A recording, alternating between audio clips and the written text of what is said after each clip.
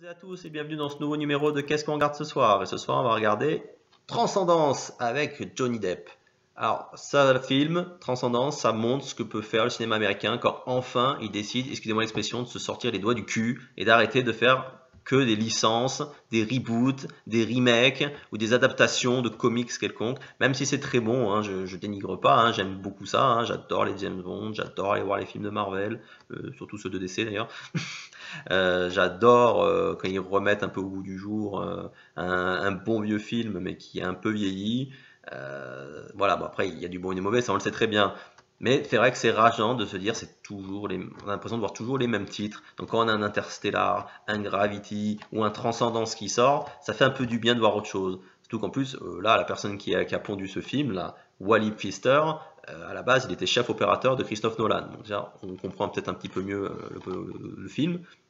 Et après, il en est arrivé là, mais voilà, le gars, c'est pas comme certains réalisateurs qui sortent des clips. Le mec, c'est un technicien à la base, mais il a réussi à pondre un film qui est très propre, encore heureux, on va dire, mais qui est vraiment bien, qui a vraiment une vraie approche, une vraie vision. Et l'histoire en elle-même, elle est assez poignante, parce qu'en fait, c'est toute une réflexion autour de l'émergence de l'intelligence artificielle. Sauf que là, c'est tourné du point de vue d'un couple, voilà, qui est interprété par Johnny Depp et la dame, comment elle s'appelle? J'en sais rien, je me souviens plus, à vous dire à quel point ça m'a marqué. Rebecca Hall, voilà, merci, merci le DVD, ça sert de l'avoir avec moi. Comprenez pourquoi j'ai toujours le DVD avec moi quand je le montre. C'est pas juste pour montrer que je l'ai acheté pour le regarder. Donc en fait l'histoire ça part comme ça. En fait le personnage de Johnny Depp, Will, est un scientifique qui travaille sur le développement d'une intelligence artificielle nommée PIN. Et en fait, il se retrouve pris dans une série d'attentats orchestrés par une faction extrémiste anti-technologie qui décide d'attaquer différents grands laboratoires qui sont très en avance sur ce qui est IA. Et en fait, il se fait agresser à la sortie d'une conférence, il se prend une balle, il y survit, mais la balle a été irradiée, donc il est condamné à brève échéance à mourir des radiations. Et donc il décide avec sa femme, enfin surtout sa femme qui décide pour l'aider à survivre, d'essayer de voir, en regardant certains travaux de leurs confrères qui sont fait assassiner, ils peuvent transférer l'esprit de Will dans une IA, de la numériser, pour lui permettre de survivre sous une forme dématérialisée, on va dire.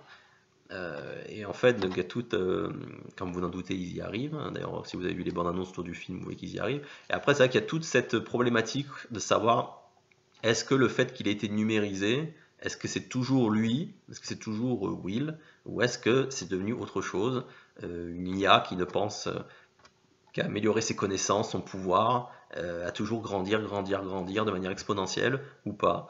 Et c'est vrai que la façon dont c'est montré, c'est vraiment pas mal, quand on voit les personnages, comme ils tournent, comme il y a certains qui étaient très dedans, qui commencent à douter du bienfait de leur roi, d'autres qui s'y accrochent mordicus. Et c'est vrai que tous les personnages qui sont mis en place, donc outre Will et sa femme, on retrouve un de leurs meilleurs amis qui aide d'ailleurs le personnage de Rebecca Hall, Evelyn, à mener à terme.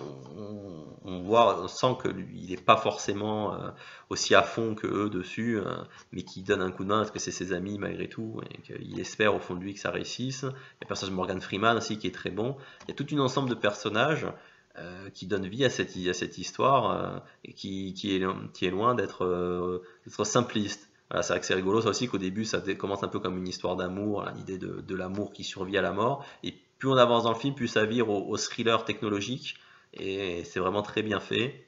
Et ça aussi qui est vraiment bluffant, c'est que voilà, c'est un petit film, on va dire entre guillemets, quoi. C'est pas un gros, ça va pas être mis en avant comme un gros blockbuster, même s'il y a Johnny Depp, mais quand on voit comment sont faits les effets spéciaux et quelques scènes d'action qu'il peut y avoir dans le film, ça a vraiment pas à rougir face à n'importe quel gros blockbuster, à la Transformers ou film Marvel. Et c'est vrai que ça apporte un vrai plus à l'histoire, quoi. Là aussi, c'est voilà, l'effet spécial au service du film, et pas comme on voit des fois, le film au service de l'effet spécial.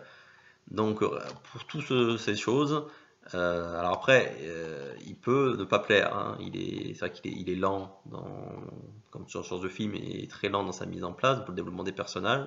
Donc certaines personnes peuvent le trouver molle. Moi, je vous dis, pendant les presque 2 heures du film, moi j'étais bien accroché dedans, j'ai envie de voir comment allait se terminer cette histoire. Moi aussi j'avais envie de savoir si Will était toujours là, aussi effectivement, c'était devenu juste une sorte de Skynet bis en plus sexy. Et donc voilà, bien été pris dans le film, pris vraiment beaucoup de plaisir. Donc au final, Transcendance, un bon petit 8, un bon petit 8 pour ce film qui franchement voilà, n'a peut-être pas fait autant de parler de lui que certains autres films, mais qui mérite d'être vu parce que c'est du très bon travail, très bien joué, très touchant. Voilà, bah écoutez, j'espère que ça vous a donné envie de découvrir ce film. N'hésitez pas à laisser vos impressions en commentaire, et s'il y a d'autres films ou séries sur lesquels vous voudriez me voir intervenir, n'hésitez pas à me le faire savoir dans les commentaires. Je vous dis à très bientôt pour un nouvel épisode de Qu'est-ce qu'on regarde ce soir?